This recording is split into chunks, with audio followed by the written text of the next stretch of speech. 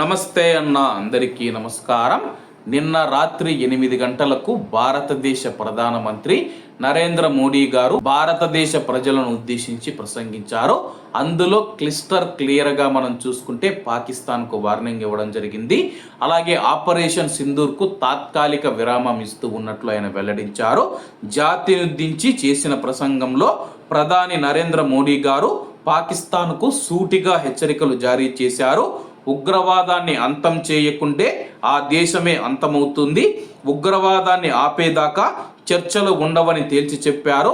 అటు నీళ్లు రక్తం ఒకే మార్గంలో ప్రవహించవని చెప్పేసి సింధు జలాలను వదలబోమనే సందేశాన్ని కూడా పంపించారు.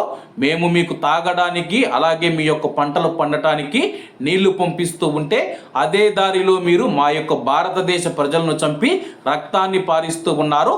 రక్తం మరియు నీళ్లు ఒకే చోట ప్రవహించవని చెప్పేసి సింధు జలాలను వదలబోమని చెప్పేసి నరేంద్ర మోడీ గారు తెలియజేశారు.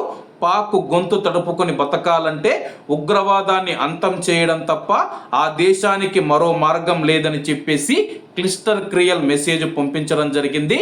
అలాగే పాకిస్తాన్ 2.5 దశాబ్దాలుగా పాకిస్తాన్లో విచ్చలవిడిగా తిరుగుతూ ఉన్న ఉగ్రవాద శిబిరాలను ఒక్క దెబ్బతో భారత్ తుడిచిపెట్టిందని చెప్పేసి నరేంద్ర మోడీ గారు ప్రకటించారు.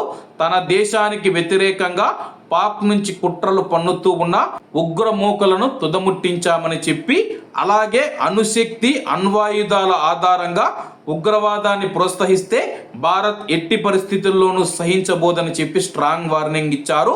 ఉగ్రవాదానికి అండగా నిలిచే వారికి ఉపేక్షించమని చెప్పేసి భారత ప్రధానమంత్రి నరేంద్ర మోడీ గారు అయితే తేల్చి చెప్పడం జరిగింది. ఏదైనా సరే కానీ ఒక్క బుల్లెట్ ఈ వైపు వచ్చినా సరే కానీ ఇక పైన చర్చలు ఉండవని చెప్పేసి ఆయన తేల్చి చెప్పడం జరిగింది. అయినా కానీ పాకిస్తాన్ అయితే నమ్మలేమన్నమాట. ఎప్పుడు దొంగ దెబ్బలు తీయడం పాకిస్తాన్కి అలవాటైపోయింది. కానీ సరిహద్దుల్లో మనం చూసుకుంటే మన భారత ఆర్మీ అలాగే సైనికులు ఎవరైతే ఉన్నారో తమ యొక్క ప్రాణాలను సైతం లెక్క చేయకుండా రాత్రింబగలు అయితే సరిహద్దుల్లో అయితే భారతదేశ ప్రజలకు ఎటువంటి హాని కలగకుండా వాళ్ళు కాపాడుతూ ఉన్నారు.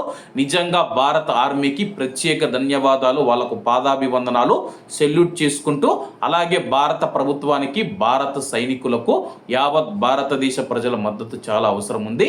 కాబట్టి అందరూ బాగుండాలి, అందులో మనం ఉండాలి. అందరికీ నమస్తే అన్న. జై హింద్.